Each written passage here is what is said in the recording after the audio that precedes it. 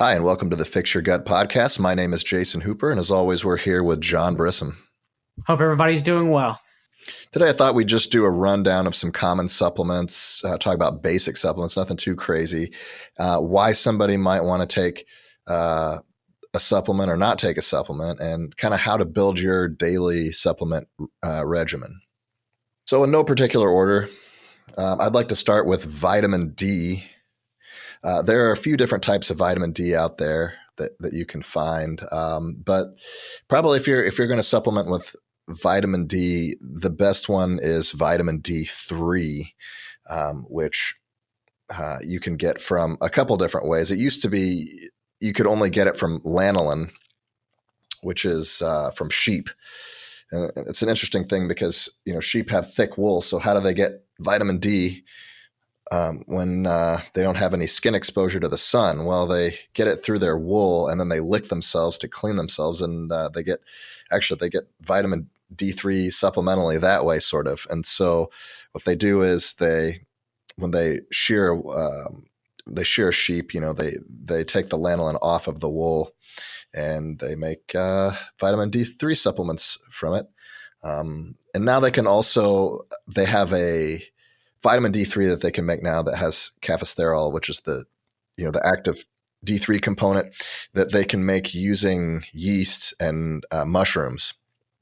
They just expose the yeast and mushrooms to ultraviolet light, and they get the D3 from it, and they can put it in some kind of solution. It's got to be fat soluble, so they could put it in olive oil or something like that. There's a bunch of different carriers that they use, and then they just encapsulate it and put it in a bottle.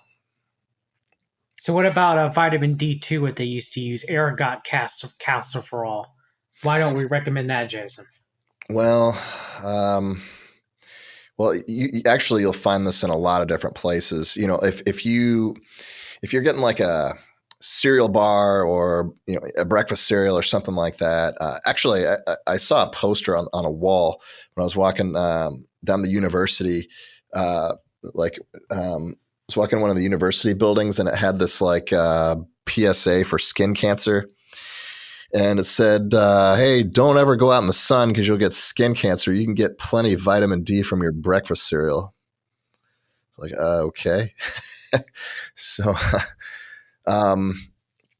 Sunlight is absolutely the best way to get vitamin D3 because even if you take it as a supplement, it's not sulfonated, right? Because when you have contact with your skin, you don't make the vitamin D3 on your skin.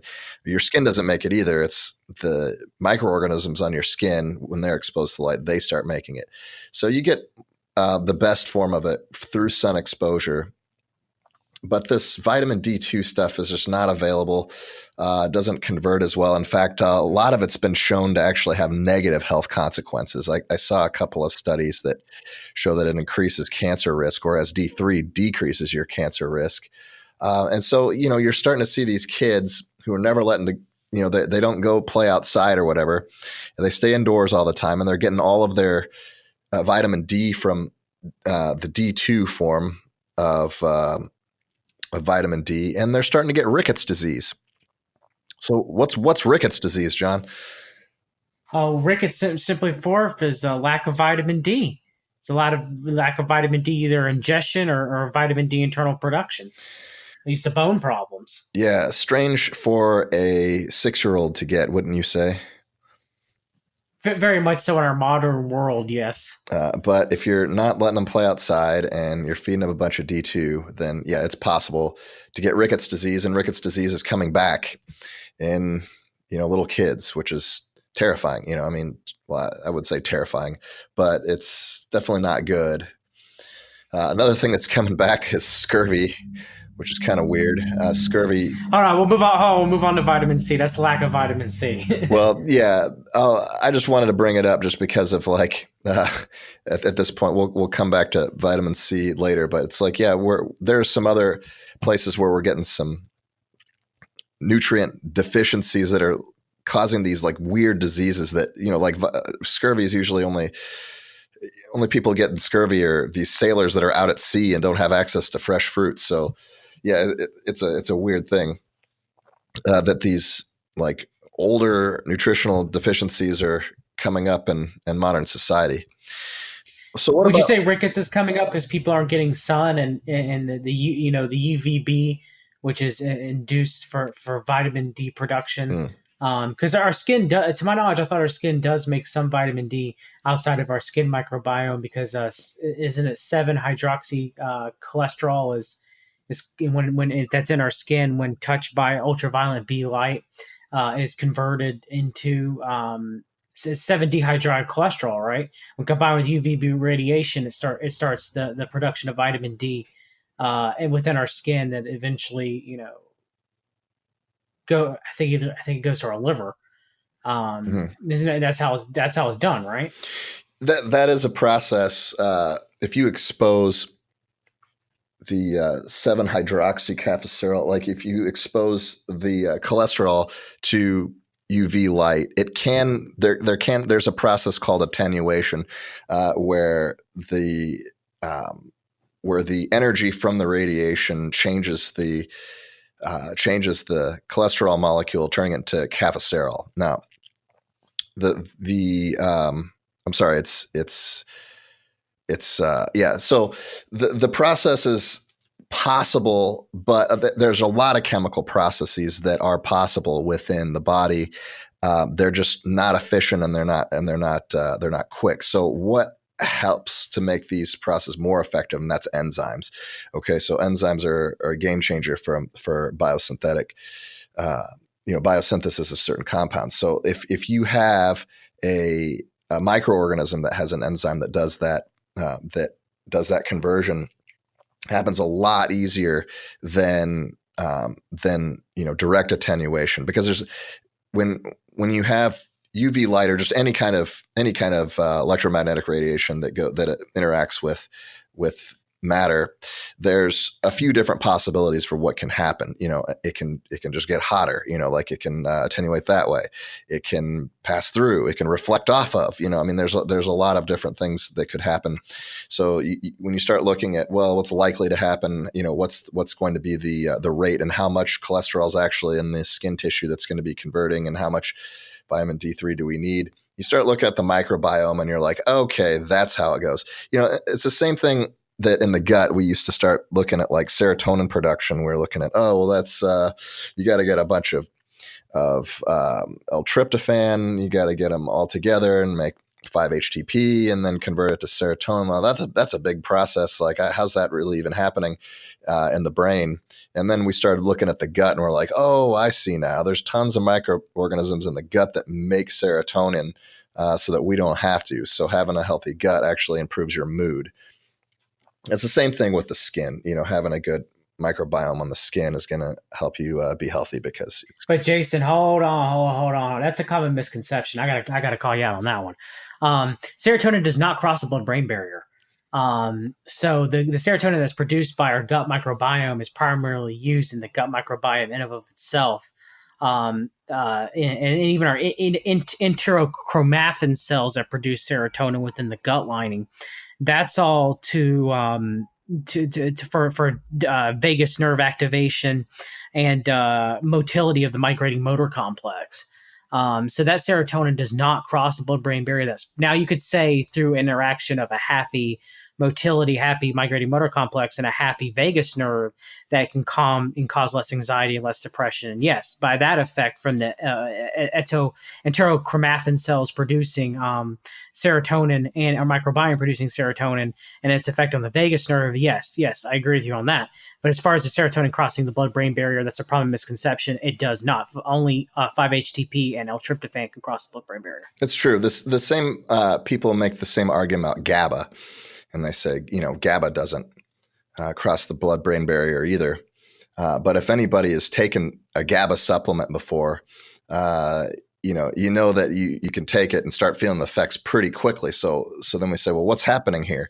And then, some people say, oh, it must be that there's like the leaky brain hypothesis, where it's like, yes, leaky brain, leaky gut. We have leaky brain, and so there's like holes in the blood-brain barrier, and so there's junk getting through. But the other thing that we need to consider is how the central nervous system works and sort of how these neurotransmitters get from the brain to the rest of the body and back and forth. So just because GABA doesn't cross the blood-brain barrier doesn't mean that it can't get into the nervous system. So we've got GABA that's getting in the nervous system, and now we've got GABA signaling. And so you look at entropy, right? And so since GABA is available in the nervous system, then we don't need to get it from the brain. In fact, and it can even go the other way. We can get GABA into the brain that way. Well, it activates the parasympathetic nervous system, which calms people down, right? Yeah, of course. And so the same thing for instance, another biohack that people use is when they take collagen protein.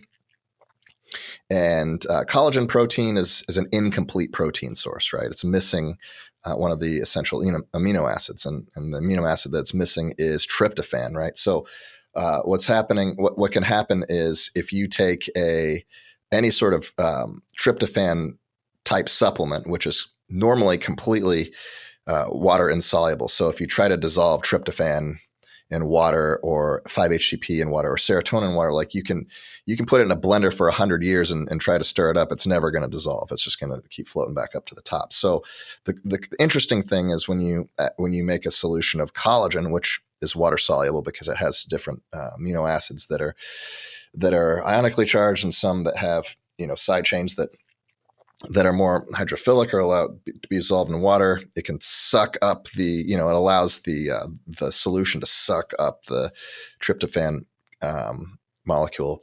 And so you put that in you just shake that up in a shaker bottle or whatever, and you take collagen and any kind of, a tryptophan type analog and, just shake it up and drink it. And all of a sudden, boom, it's going to hit you and you're going to feel it pretty quickly. So that's one of the things that can happen. There's other things where there's other things where they've developed sort of different analogs of serotonin as well that can kind of cross the blood-brain barrier, and they're chemicals called select serotonin reuptake inhibitors, or SSRIs, which basically what they do is it basically stops the metabolism of serotonin and have it convert to other compounds so that you kind of artificially seem to have more serotonin in the brain than you normally would. These compounds are effective for some people. For other people who have polymorphisms in the MTHFR series, should 100% avoid any type of SSRI. Yeah, you're 100% right, Jason. So to go back, you're 100% right. So go back to the vitamin D. I do believe that now vitamin D is I would consider more of a hormone than a vitamin. Mm-hmm. And of course, when we make it from our skin, the epidermis layer or the microbiome also help produce enzymes that help for proper conversion of it. Mm-hmm. It goes to the liver and then it goes to our kidneys. Mm-hmm. Our kidneys is where it's converted to 125 hydroxy, which is the active form that our body uses, where 25 hydroxy is storage, which is stored in the liver, like most fat-soluble vitamins are. So if they're not stored in our fat. So my question to you is what about the people who say, like Morley Robbins, where supplemental vitamin D, especially in large doses, depending on the person, and maybe because of their VDR, their vitamin D receptor polymorphisms, it might not be, some people might not react very well to supplemental vitamin D, but might react very well to just only getting it from the sun. Like, what about those people saying, since it's a hormone, it's best for you to get it from the sun, which I do believe. Or if you are going to get it through supplemental form, it might be better to do cod liver oil instead of actually doing synthetic vitamin D, because at least with the cod liver oil, vitamin A, retinol, and vitamin D are very synergistically in each other to prevent each other's toxicities. What would you say to that? Yeah, I mean, I would agree with you that vitamin D definitely behaves more like a hormone than it does the other micronutrients that we're going to probably talk about. It's fat soluble, caffesterol. The last half of the word is sterile, right? So you think of what are other sterols? You think of like testosterone and dihydrotestosterone. You think of just the breakdown of different sex hormones and other hormones, and they all have a very similar structure. They all have a sterile structure. So yeah, I mean, and then what would happen if you overdosed on a hormone? Well, you would have certain issues. So could you take too much vitamin D supplementally and have it bad for your and have a negative health outcome? Yeah, absolutely. You absolutely could, which is why you should monitor what your starting point is. I mean, those micronutrient tests are not cheap. The SpectraCell stuff and whatever. But if you're gonna start taking some of this stuff, and you want to optimize, it's probably worth the money because you're looking to feel better. You're looking to see what your baseline is, and you're looking to figure out how much you need to cover the gap. Can you overdose on vitamin D from getting too much from the sun? Well, the liver kind of stores some of the vitamin D that you get from the sun because it's sulfonated, and you can kind of keep a large amount in the liver. You can keep some retinol in the liver too, which is another fat soluble vitamin that's made in the eyes. But you're not as likely to overdose on the skin just because of the absorption rate. And so whenever you see these negative vitamin D articles and studies that come out, the thing that they fail to do is that they fail to get a baseline. They fail to see, where do these people start? How much do they need? And how much, where do they end up? And so sometimes it's like, oh, we have a negative outcome, or we have we don't have a change in health outcome and all this other stuff. But, what time of the year are we doing the study? Is it in the winter? Is it in the summer? Are these people going outside a lot? Like, what is their baseline value? We have no idea. Where is their latitude location from the equator? Yeah. And so, we kind of have to, you kind of have to do that for yourself when you're supplementing with vitamin D. Also, figure out, you can guess, you can say, well, it's the winter time. I haven't been outside in 2 months. I should probably take some vitamin D. Yeah. Or, you could go in and get, a micronutrient analysis, and, if you just get the vitamin D one by itself, I think it's like $100 and something. Like it's not, it'd be a good idea to do just on its own, just to figure out where your baseline is. So yeah, for sure. Very much so. I agree, Jason. Very much. Okay. I just wanted to clear that up because most people will be like, just take some vitamin D as a blanket, a recommendation, and it just drives me up the wall. Well, with most of the supplements we're going to be talking about today, you shouldn't just, I wouldn't say like everybody should be taking, this or that. Now, most people, if let's say you did a SpectraCell test on vitamin D every single week, all throughout the year, do you think there'd be anybody living in North America that didn't get had a spot in the year where it's like, oh, they're deficient, their levels are not optimal? Unless they're outside in the bottom of Florida, Yeah. the Key West area, then maybe not. But some people, your vitamin D is supposed to fluctuate throughout the year. That's true. Unless you're very close to the equator. That's true.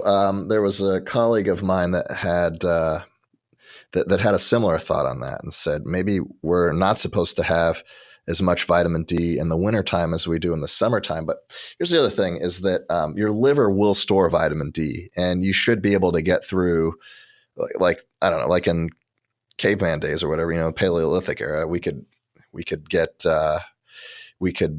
make it through the winter without being outside because we'd have enough stored in the liver to at least get by. And some of the stuff that we're eating during that we're eating during the winter, we tend to eat more meat, more fish instead because there's not enough vegetation. So, the early man would have gotten probably some vitamin D from their food sources, from eating organ meats and whatnot. So, Jason, one last thing on vitamin D, unless you got something else, we can move on.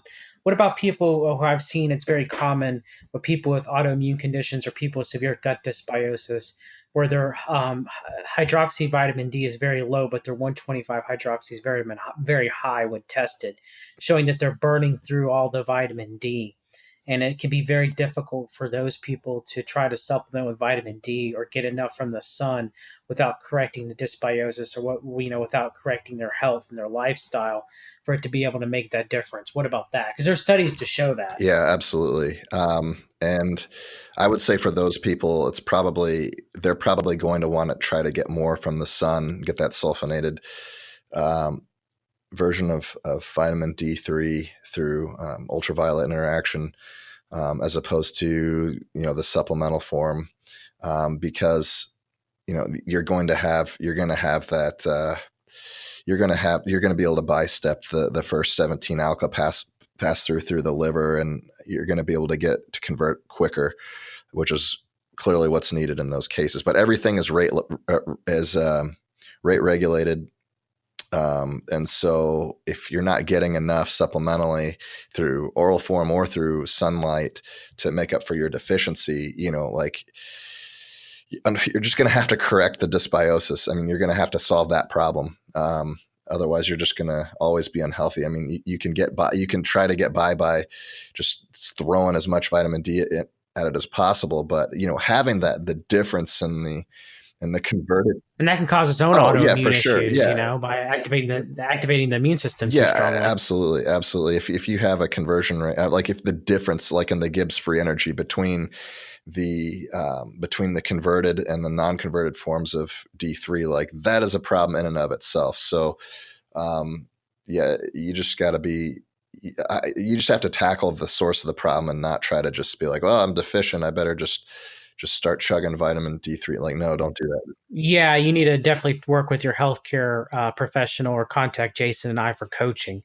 Before because I've many people have came to me before they're coaching, or many people I've seen online have hurt themselves by just on their doctor's recommendation with autoimmune conditions or gut dysbiosis, start taking 10 to 15,000 IUs of vitamin D a day. Yeah, that's a ton.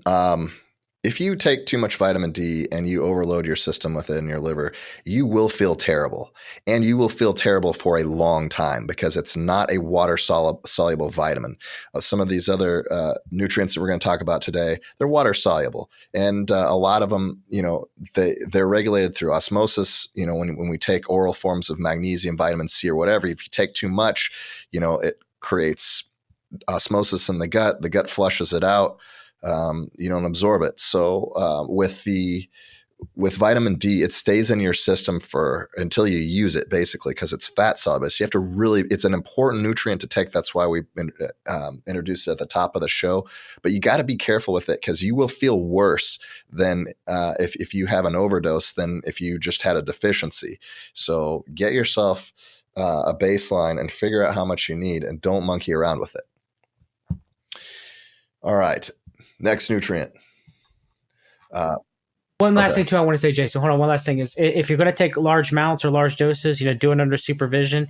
And also, it might be a good idea to supplement with vitamin K2 and magnesium, just to make sure calcium is utilized properly when supplementing with large amounts and even vitamin A. And for vitamin A supplementation, I wouldn't really recommend supplementing. Instead, eating beef liver once or twice a week for the retinol, and making sure that you're getting proper pastured goat dairy in for retinol. But yeah, that would be my recommendation. How do you feel about that, Jason? I would never advise anybody to take vitamin D without vitamin K2. I think those have to go hand in hand orally. And vitamin K2 is an interesting supplement on its own too. It's the monoquinones. There's a lot of different forms of vitamin K and vitamin K2. And I guess the way they're derived naturally is like, you've got a cow, right? And the cow's eating grass and all that, and they have several stomachs, and the grass is being digested, and the grass has a lot of vitamin K1, and there are bacteria inside the cow's gut that can convert K1 to K2 in many, many different forms. Some forms are highly toxic. Some forms are very beneficial. And now in our modern society, we don't eat as many fermented foods, which is where we would normally get K2 in our diet, if we're, especially if we're not eating as much. You can get it from cheese. You get a lot from cheese. That's how it appears in cow's meat. And you can get a little bit from that, yeah, from cheese. Cheese is fermented, I guess, right, because A little bit from meat, yeah, a little a bit little from bit from milk. organ meats. But yeah, it goes through its own fermentation thing. So yeah, I mean, depending on the cheese, you can get sometimes more than others. Um, but in any case, you got to be careful about the K2 supplement that you're taking. You just take the cheapest thing around, and you might not be getting a bioavailable form. There's the thing: should you be taking MK4, MK7? Well, guess what? MK7. There's different. Even if you're like, oh, well, MK7 is definitely the best. I read my studies. I'm clear. Okay. Well, did you know that there's three different forms of MK7, and then there's different bonds. There's different trans bonds that are through that go through that molecule, making some forms better than the other. And which one are you getting? Because even if it says MK7, it doesn't specifically say what type of MK7. So you might be taking one that's not even bioavailable at all. So definitely be careful. And so do you still suggest the Innovix Labs full spectrum vitamin K2 that I have in That's my the hand right only now? one that I know of, and I haven't researched this in a while, but that's the only one that I know of that is actually tested, and I think half of it has the of the MK7 that's in it, because it's got both the MK4 and MK7, right? It's got like a gram, Yes, yes, like it a says gram of both. MK4 and like 100 milligrams of MK7. Is that right?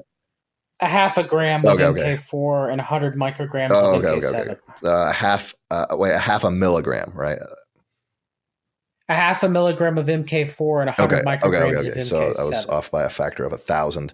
Okay, so yeah, um, yeah, you don't want to take an entire gram of MK4. That would be awful. So micrograms, know your units.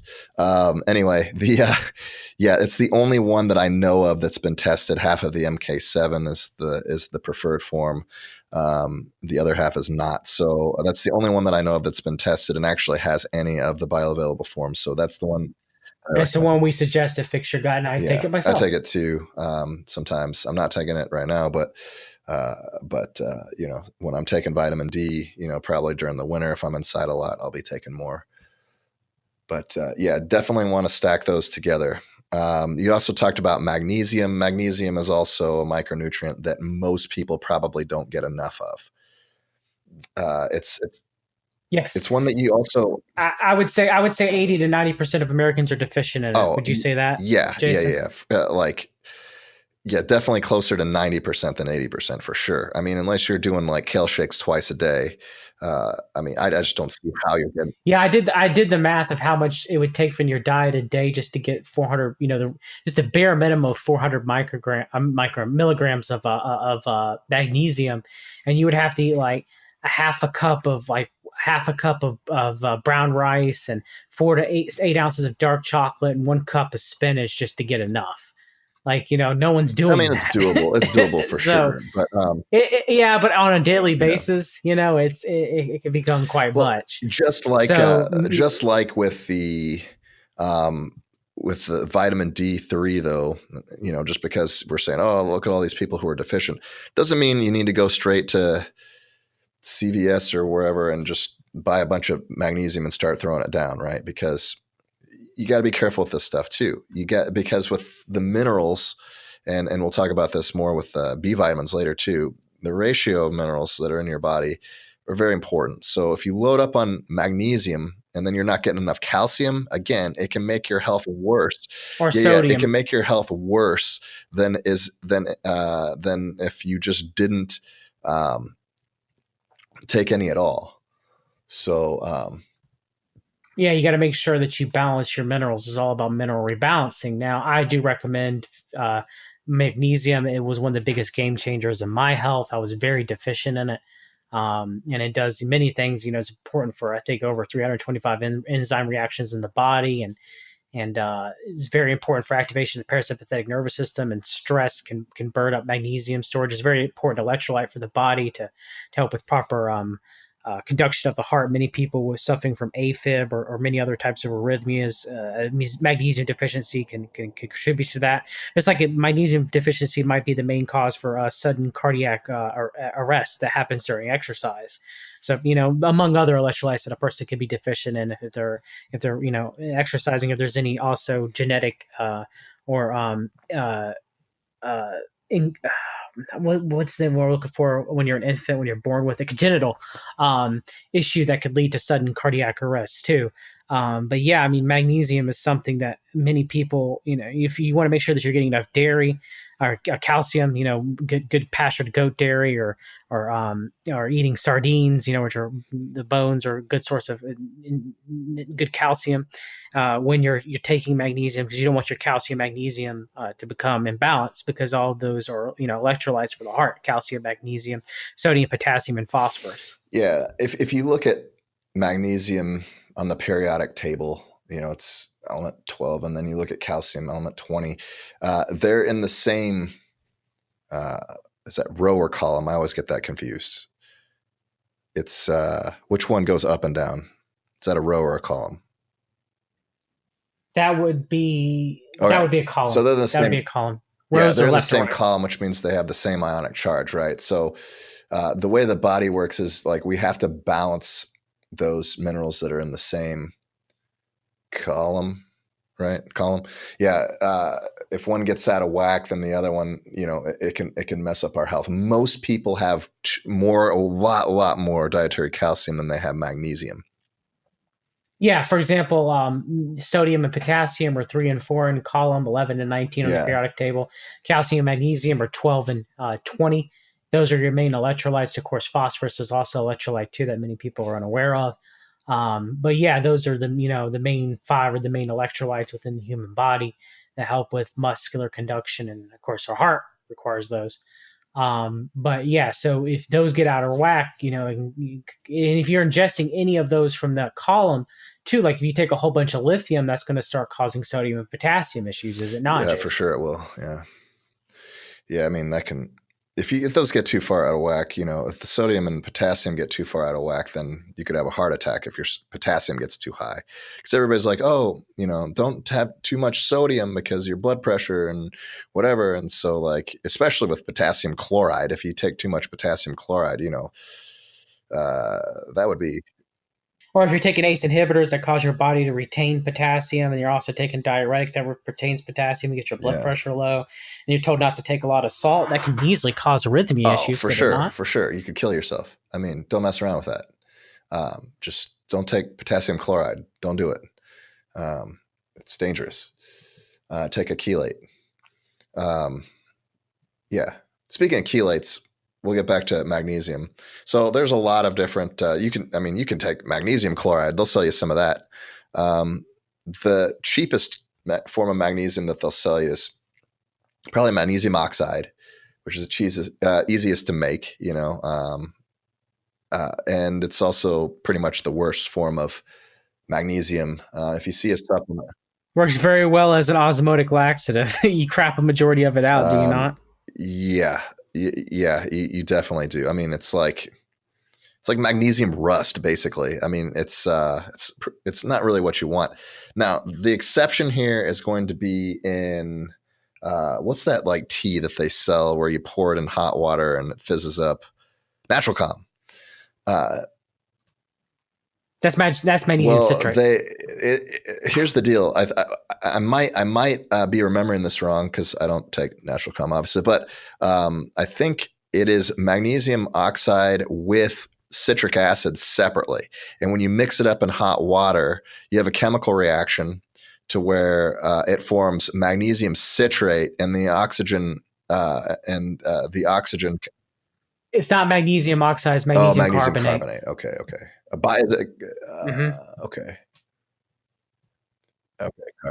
Carbonate with citric acid in it. Gotcha. So I was wrong, but anyway, yeah, don't take magnesium oxide then. Natural Calm's good. It basically turns into magnesium citrate, which I think works really well as kind of a natural laxative too. Yes, that's my only recommendation for natural calm is I actually prefer malate for the extra ATP and mitochondrial production. Malic acid can help with bile digestive issues in people who have sluggish bile. And it's the form that I take. I take about 700 milligrams a day. And then magnesium glycinate. So, how do you feel about malate and glycinate? Of course, glycinate containing the amino acid glycine, which can help calm the parasympathetic nervous system and calm the vagus nerve. So, most people take that at bedtime.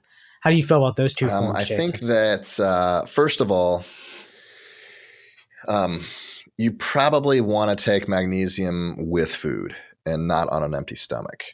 That would be my recommendation because it just helps it helps prevent that osmotic effect that you would get if you just. Well, glycinate's the least one it's going to have the osmotic It's true, effect. but especially if you're taking large doses of it, like anything above 100 milligrams, I think should you'll absorb it a lot better with food because your gut's not going to get irritated and try to flush it out. I mean, it's not even that it gets irritated. That's kind of a little anthropomorphic, but um, it's like you ever see a kid like pour salt on a slug or whatever, and it starts to shrivel up. Well, Yeah, it starts to you dehydrate in the take like slug. magnesium, and it's not necessarily a salt, but you have certain chelates of it. You could have it as a salt for sure, magnesium chloride, but it's going to create osmosis, so it's going to draw water into that area. Isn't it through ion? Isn't it through ion Yeah, I transfer mean, in the aluminal wall of the intestinal tract that triggers that yeah, osmotic I effect? mean that's basically what it is. I mean, it's just osmosis. The water is going to go to that spot because that's where there's a concentration of magnesium, and so it's just nature. It's just physics. It just goes there, and then it ends up flushing out. Yeah, Softens your stools. that Gives you extra diarrhea. water makes your stools wetter, and so and your body ends up flushing it out. So if you take it with food, it's going to not have as much of that effect. Now, also when you're taking it with food, especially with protein, the individual amino acids are going to have less effect, as they would if you took the amino acid on an empty stomach. So, whether you use glycinate or malate, they're both excellent forms. If you take malate, a little bit of it on an empty stomach, with some zinc and maybe some B6, like that's a good sports supplement. That you see they used to sell this stuff. Oh, they still probably sell it. It's called ZMA, and you would take it before bed to help you sleep, or take it in the morning. ZMK Yeah, is better. They ZMK they improve ZMA. yeah. They had the aspartic Um, acid. That's another amino acid that they were using as the chelate for magnesium. But if you used them, if you could make your own ZMA by just upgrading the individual components inside of it, and like if you upgraded to zinc malate instead of zinc asparate. Uh, yeah, or zinc yeah, glycinate. Use zinc glycinate, magnesium glycinate. Yeah, you can yeah. do So it that like way if you're too. running a Yeah. supplement company and you're listening to this, and you want to rip us off, well, you could have a nighttime formulation that had the glycinate to help you sleep, and then the daytime version to take it when you first wake up that had the malic acid. So the malic acid, however you pronounce that, malate. I think it's malate, but I guess it might depend on whether or not you're from the UK or the United States. But I think most people say malate. But anyway, the yeah, I mean, you could definitely come up with a better version of that stuff. So just to recap, most people probably don't get enough dietary sources of magnesium, and the stuff that is in the diet, a lot of it's doesn't get absorbed because you're taking it with other compounds that will bind to it and make it harder to absorb. Like oxalates, um, or what's that stuff? The chelate that's in the husks of brown rice that binds so well to it, that makes it difficult to absorb. Um, that's also an oxalate, right? So yeah, you end up with all this stuff that just doesn't bind very well, and whatever. It's hard to digest. It's hard to absorb. And so check it out. Get some magnesium. If you take too much magnesium, you'll either just have real bad diarrhea or whatever, flush it out.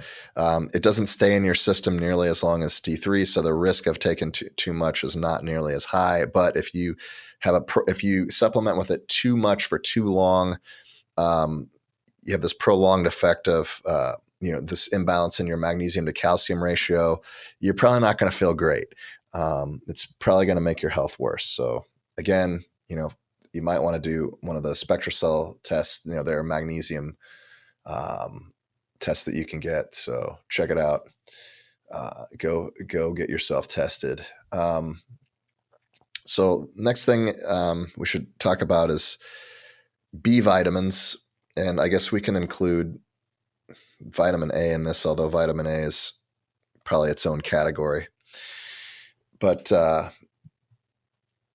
with vitamin B, you have a whole complex of micronutrients, and they're all called vitamin B, and they all do. But the ZMK, Jason, it supposedly has in it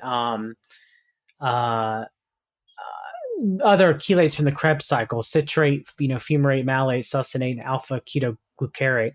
It's not just aspartate that you would find normally in the ZMA. And that's why I usually recommend the ZMK over the ZMA. But, if it'd always be better to make it yourself, because the ZMK is going to have some additives to it. So Jason's right. It's always, better to do that. But with magnesium, though, it's very important that you want to make sure that your other minerals are in balance, that you're getting enough calcium in, that you're getting enough sodium, proper salt, not Morton salt. You don't want to Morton salt your food.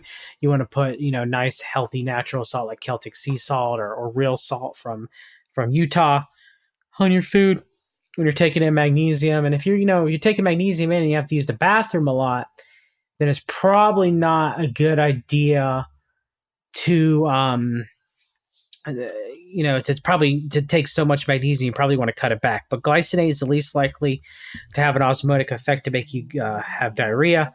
Malate is not too bad. Citrate has an osmotic effect. Oxide has a very strong osmotic effect. Peroxide has a very strong osmotic effect. But I have a big, huge, extensive blog on magnesium on my website. I will link it in the show notes.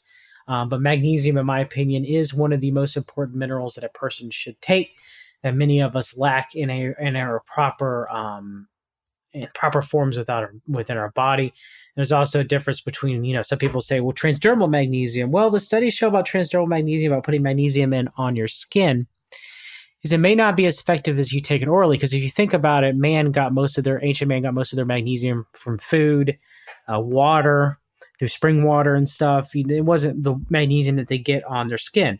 So for the magnesium to be able on your skin to be absorbed into your bloodstream, your epidermis has to break down. So that may be why people who take Epsom salt baths, because the water makes the skin more porous, because the junctions on your skin that keep things in or out are very similar to the intestinal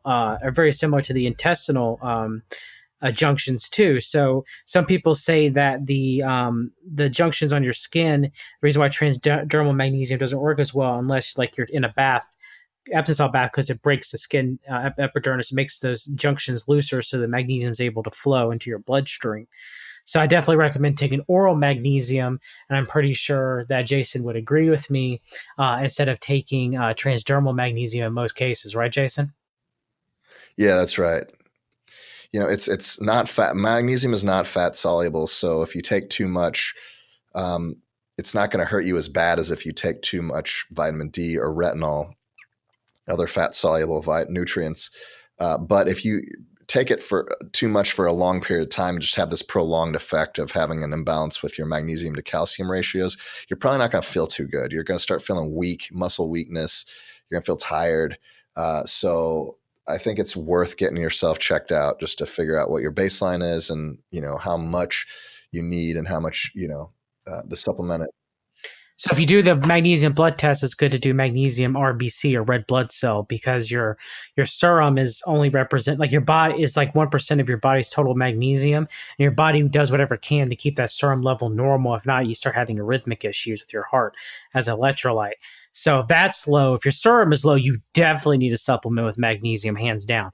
Your red blood cell, you want to get it up to the range of 6.0 to 6.5 is generally the sweet spot for magnesium.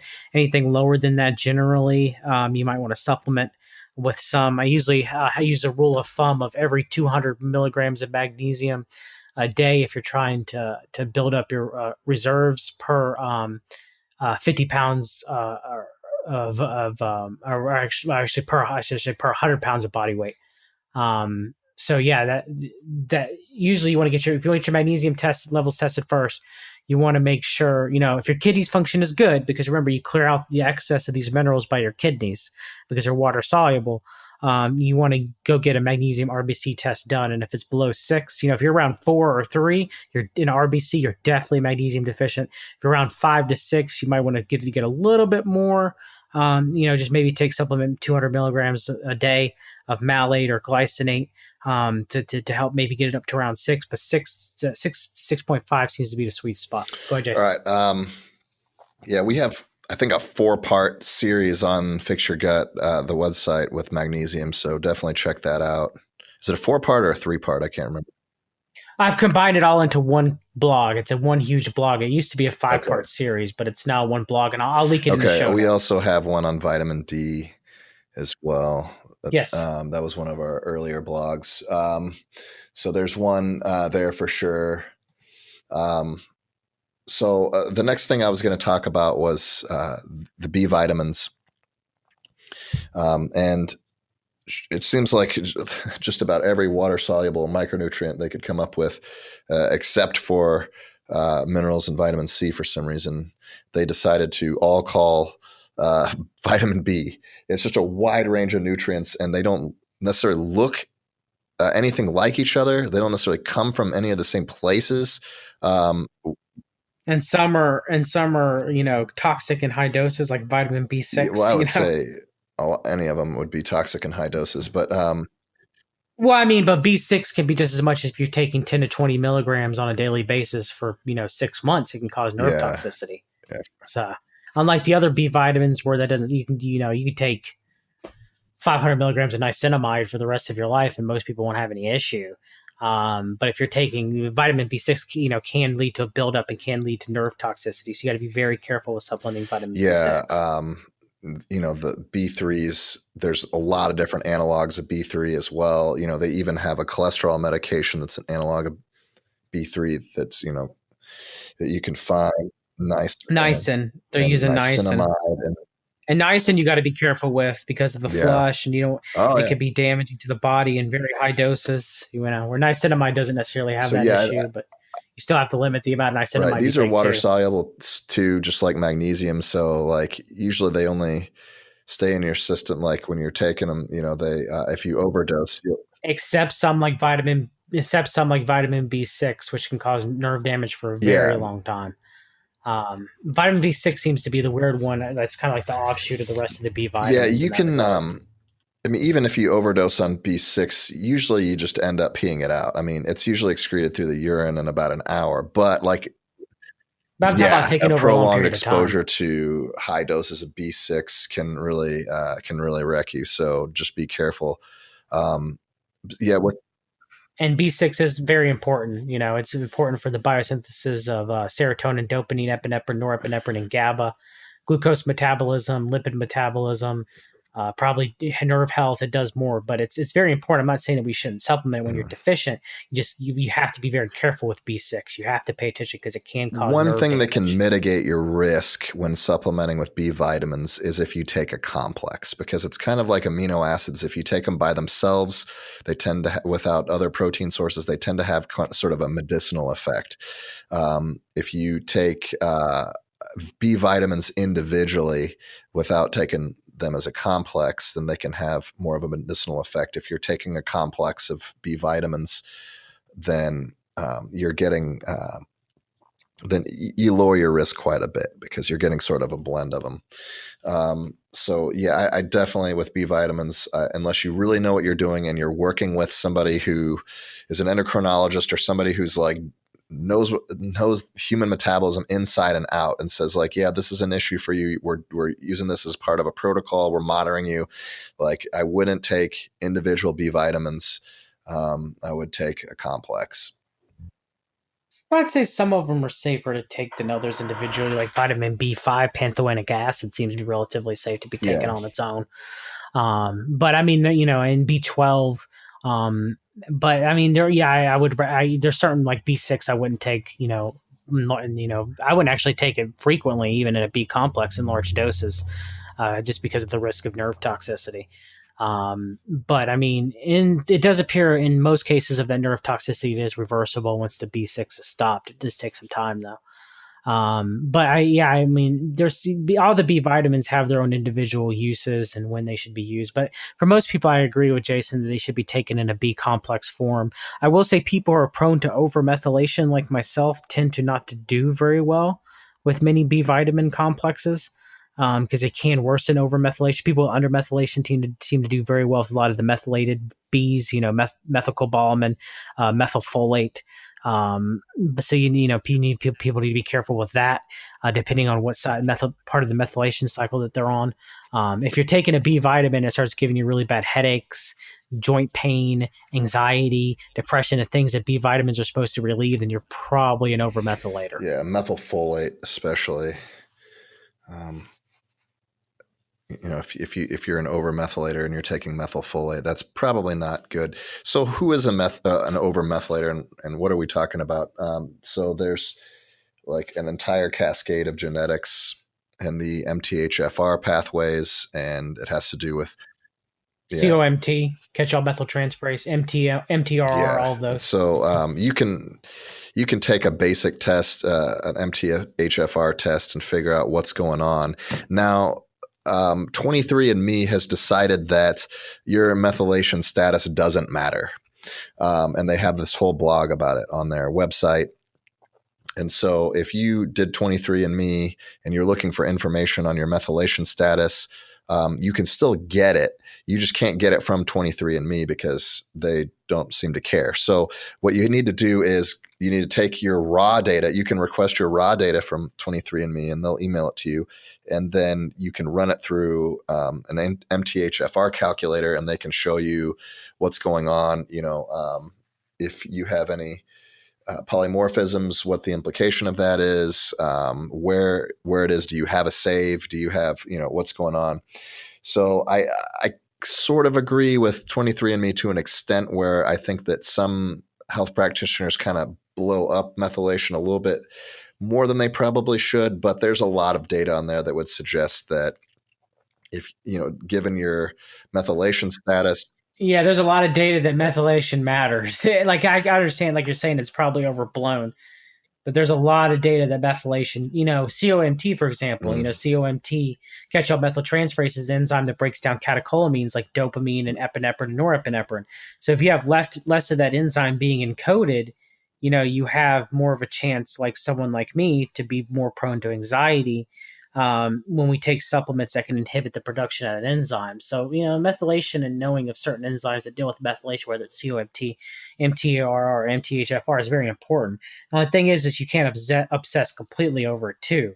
That is the end all be all of everything. Yeah, and the thing is, like, if you find that you have one polymorphism in a certain pathway, and you're like, oh no, I'm totally screwed here. But then you start looking at it, you're like, oh, I have 6 other saves, so it doesn't even really matter because there's a lot of redundancy built into it. So you find something and you're like, well, I thought I was this, and I thought I was an overmethylator. And it's like some people, when they interpret it, they don't necessarily know what they're doing.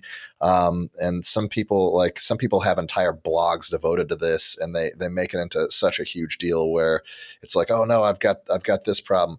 Well, yeah, like probably everybody on the planet has some sort of variation. That's, and because if we had everything absolutely wild type, then that wouldn't be good either. And so that's why there's so much redundancy built into it. So I think that like you should definitely, like if you run across it and you're like, oh, I need to know more about this, find somebody that actually knows what they're doing, that knows the entire complex, so that they say, okay, well, this is not good here, but then you have these 3 other saves on this side, so it's not going to really matter that much, so that you don't start like going down a supplement or some sort of a nutrition pathway that's actually going to make you worse. So yeah, just a warning out there for people, like don't go crazy. Know what you're doing. Do a lot of research, because there are people that make their living basically doing coaching in this area, and they have no idea what they're talking about. They just like to scare people and into some unneeded and almost all of them are into these like topical supplements where you have like these vitamin creams that you Yeah. rub on yourself and whatever. It's like, all right. I mean, there's a big difference between the work of Dr. Ben Lynch and his book Dirty Genes, which I think is a great book, and the work of Amy Asko, which I like her work, but the amount of supplements she tells a person to take to correct their methylation is Yeah. insane. There's a big difference I mean, between those two. Yeah, I mean, you're not going to, also, you're not going to like correct your methylation either. Like it's, like that's not a thing. Like, Well, if you're under methylator, you can take more methylating B vitamins, which could help so when the you methyl take cycle. you take these B vitamins and they include methyl groups, and so like, well, first of all, I mean, we could maybe we'll do like a podcast on methylation later, but like, Yeah, we should. We're getting off tangent. I guess we're talking about B but like vitamins. you It is even ask any of these people, you're like, okay, so what is methylation? And why do we need it? And you look at ask those basic questions and see if they can even answer that. And they might be able to give you an answer, maybe not. But it's like when it talks about like how does methylation affect DNA polymerase? What are esterifications? It's definitely something that you should have a pretty solid background in genetics before just talking out of your ass about. So anyway, B vitamins, yeah, you can definitely overdose on them. I think B vitamins are probably going to have less of an effect for most people. You take a B complex, I think most people are going to end up peeing most of the stuff out. It's not going to be the same as vitamin D toxicity or vitamin A toxicity and its long-term effects. Yeah, I mean, people are taking these mega doses of vitamin B every day, and they're just peeing it right into the toilet. Unless you have a deficiency, you're really not going to notice any effects from it. And that's really the same with any of these micronutrient supplements. I mean, if you don't have a deficiency someplace and you take it, you're going to feel exactly the same or worse. Vitamin C is pretty important, I think, but the idea of how much vitamin C to take, I think, is an issue. So I think a lot of people overdose on vitamin C. Vitamin C is something that can create a lot of issues in the gut if you take too much, and you can have a lot of negative health outcomes from taking too much. This is something I've changed my position on within the last few years. I used to be of the opinion where like, hey, if you're sick, you've got a cold or something, you want to get rid of it, well, take a gram of vitamin C every hour, because that was like a protocol where it's like, just take a gram of vitamin C every hour, man, rose hips or whatever, and just knock out the cold. You'll be done with it in 24 to 48 hours if you do it that way. I mean, if you're that sick and you really need to knock it out, and that's the protocol you choose, that's your decision. But vitamin C does have an effect on the oxidation of iron in the gut. And if actually taking too much vitamin C can be a pro-oxidant in the gut, creating more oxidized iron, and more oxidized iron is going to have just a hugely negative impact on the microbiome, on certain biofilms that are forming, and just like the virulence of certain opportunistic or pathogenic microorganisms are just going to go through the roof if you start monkeying with that too much. So, like, if you're going to take vitamin C daily, okay, which I don't recommend taking any antioxidant, daily. Take under 100 milligrams, which is a fairly low dose. It would be my recommendation for that. I would recommend. Okay, so I kind of agree, but I would say, okay, so the average person should probably take maybe 500 milligrams a day if you're not getting enough vitamin C food sources. Okay, but I would say that. And it needs to be, non-GMO, non-GM produced. I usually recommend non-GM produced, sodium buffered vitamin C. Now, for most people, now I would counter that in a couple of things. Raise a couple of counterpoints, Jason. I do think people with colds and with viruses do need supplemental vitamin C in higher doses. However, I agree with you in that it should not be 1,000 milligrams every hour. Okay, because that's going to cause osmotic laxative effect in the gut. I've kind of changed my view on that too as well. I need to actually update some blogs that I used to recommend that too as well. I actually recommend a person take about 500 milligrams every about 2 to 3 hours, and especially with meals or with some sort of food if all possible, to keep the vitamin C in the body around the clock while a person is dealing with the illness.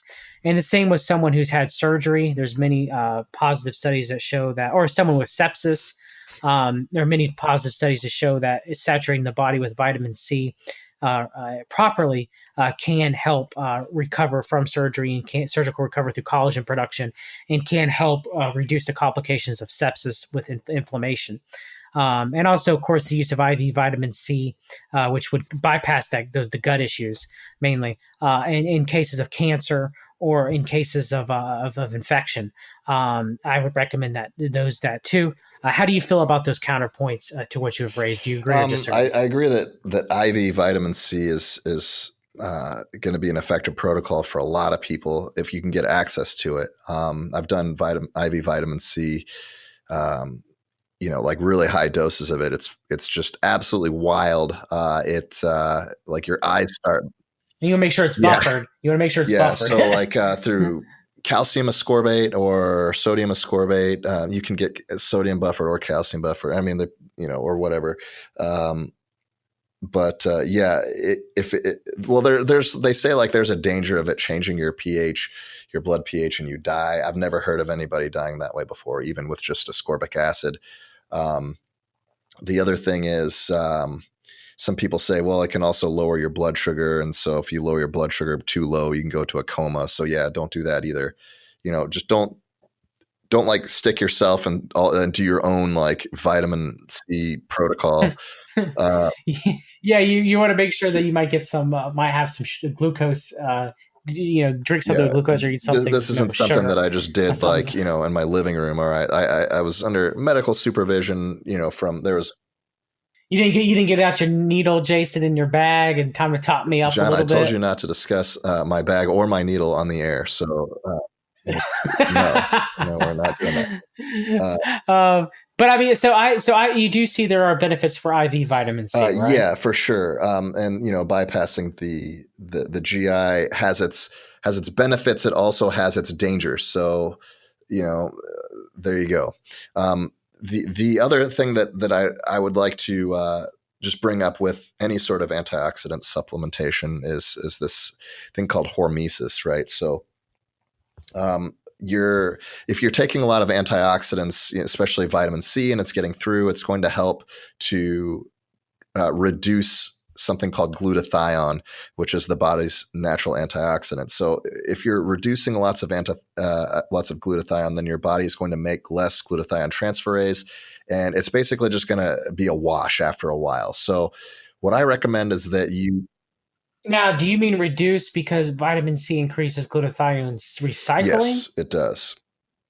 Okay, so if you're taking over a long period of time, that can cause an issue with endogenous right, produced but you're glutathione. basically going to balance out over, I would say, like a few days. Like your body's just going to adjust to it, right? So what I would do is, if you have a long flight, and you want to reverse some of the oxidative damage from that, if you want to do something else, I don't know, just like use it that way rather than just using it as a day-to-day supplement. I just got to make sure. Now you do need vitamin C to survive, right? So, or else you'll prevent against scurvy. You don't want your teeth to fall out, and your poor gun health. Any of it, but not therapeutic doses. So, like take your therapeutic doses, 100 milligrams.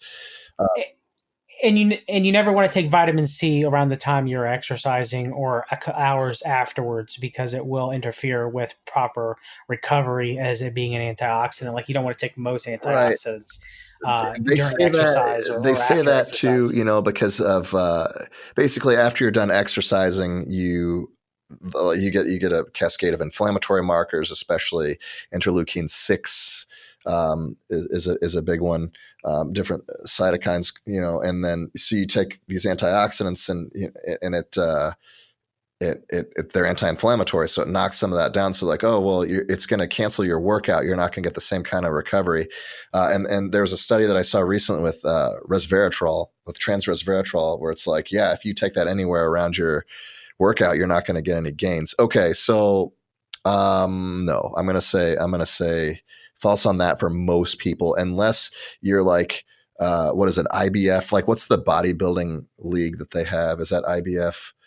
Uh, Mr. I Olympia. don't Well, know. let's just say it's that I'm using it right. Unless you're an IBF bodybuilder and you're going for Mr. Olympia, you're probably not going to have any.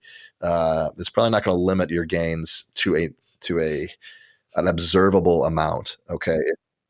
Okay, that's why I wanted to ask you about that because that's a common thing that's put Yeah, out there. and so the same thing with like metformin. There's a metformin protocol, which again I don't recommend, uh, with resveratrol and some like this anti-aging nonsense. But like if I don't really think for the average person, or even for somebody who does a decent job in the gym, you're squatting 400, 500 pounds, something like that, like which average man when you're trained up could probably do. I don't think that it's going to hurt you that much. If and when I say that much, I mean I don't think that you're going to even notice at all. But somebody who's like 400 or 500 pounds, or I don't know how big those bodybuilders get, but yeah, I mean those guys. I mean, first of all, they're not natural. They're taking all sorts of junk. So I don't know. They have their own chemistry that's different than ours. So for them, yeah, probably not. For the average person, I don't think it's going to hurt you at all. Um, for the cold protocol, what I've been doing with my kids and with myself is elderberry. I've started growing elderberry trees, and I've Hmm. started doing that as an antiviral instead of doing a lot of vitamin C. And I've been having a lot more success with that as opposed to high dose vitamin C. And I think there's a lot less risk. But with the elderberry, you got to catch it Yeah, yeah, early, for though. sure. If you wait a couple of days, it ain't going to work as Yeah, well. but that works for pretty much any virus too. Cold, flu. Yes, Um, if you get cold sores or and whatever, yeah, it works by activating the yeah, Th1 yeah, system, which works against viruses. The helper cell works yeah, against yeah. But viruses again, the earlier you by catch it, the infections. better. Um, I still recommend vitamin C, but in the way I mentioned earlier, um, taking a lot less and spreading it out throughout the day so your body stays a little bit more yeah, saturated. that definitely sounds And smart. also zinc supplementation. Zinc supplementation can also help with viral infections too as Zinc. well. No spraying it up your nose or lozenges. I prefer you take it, with food, but zinc glycinate. But yeah, zinc can Now, definitely help zinc. If too. you take a reasonable amount of zinc on an empty stomach, you will regret it. That is really high. Yes, yes. Yeah, Unless it's yeah. Unless carnosine. it's that particular chelate, zinc carnosine, you can do. But if you're taking like just any other chelate of zinc, or zinc oxide, is a common one, you're not going to feel good. You if You will be throwing up and on the floor Now in severe stomach pain, or can get a the perforation ZMA, or worse. ZMK, So whatever supplements I was talking about earlier that you take they're on all an empty chelated. stomach, there's not a whole lot of zinc in there. If you were to take No. a meaningful dose of zinc on an empty stomach, you don't throw it up, you've got a gut of steel. So congratulations. But yeah, like zinc is another micronutrient that's fairly easy to overdose on as well. So be careful with it. Um, Unless you're taking zinc yes. carnosine, it's a Zinc lot more carnosine is a difficult. different thing though, because most of the molecular weight's coming from the amino acid carnosine, or I wouldn't say most of it, but a fair amount of it is coming from L-carnosine and not from the zinc, and so it's like it's a little bit inflated as opposed. It causes the zinc to not be rapidly absorbed into the bloodstream like it is if you take it normally. And so it kind of bonds with the medial intestinal tissue and kind of reinforces it on an immune level. There's many studies of it reducing zonulin and improving gut junction function, and reducing inflammation and inflammatory cytokine production, and help with healing of the mucosal Most of barrier. it is just that Very it good kills the supplement. H. pylori and some of the other opportunistic upper gut infections that you're likely to get. And then It does like that too. once those are Yes, dead, guess what starts getting better? Like all the things that you just mentioned. the So yeah, gut. like your mucosal membranes start getting better because there's no biofilms covering them up. Like the tight junctions start forming because there's no endotoxin, you know, spilling in and out of them. So yeah, like you get rid of pathogens, and guess what? Your gut function improves tremendously. So um, yeah, that's most of them. It's been over an hour, so we should probably wrap this up, or maybe do a part two. We'll definitely do another show on supplements. Yeah, This has this has been been, fun, I guess, Jason. the I've enjoyed basic it. ones, and then maybe we'll go into some of the more advanced ones like ubiquinol, PQQ, that kind of thing. But yeah, I mean, we could talk about supplements all day. I know some people that take $300 to $400 worth of supplements a month. I think that's insane. But yeah, I mean, Yeah. some people are really into supplements, maybe too much. Well, real quick, why don't we give a quick rundown of what we take on a daily basis? What supplements? I only take zinc carnosine, magnesium malate, and a little bit of iodine, and sometimes I'll take a little bit of K2 or vitamin C. That's it for me. I What tend about to you? vary quite a bit. Right now, I'm not taking anything. Um, And I take fish oil too. I forgot to Yeah, say that I'll too. take Take fish fish oil oil. sometimes. I'll usually take calamari oil, but only in the winter months because I live in Texas, right? So I don't want that stuff to oxidize when it's coming to me. Like Amazon won't even subscribe and say ship it over the summer because they know it's not going to get to you in good shape. Um, but probably moving toward the holidays when I'm not getting as much sunlight, I'll get tested and start supplementing with D3, K2. Um, Start taking more zinc at night to get more sleep, to get deeper sleep. Magnesium for sure, as getting around the holidays when I'm eating more junk and my diet's not good. Definitely will start supplementing with more magnesium, and then just to get my energy back when I'm recovering from the holidays, that's when I'll switch to some B vitamins, ubiquinol, PQQ. So it just kind of depends on what I'm doing, what phase we are through the year, and kind of what I Yes. need, to get what kind of energy levels I need to get through the day.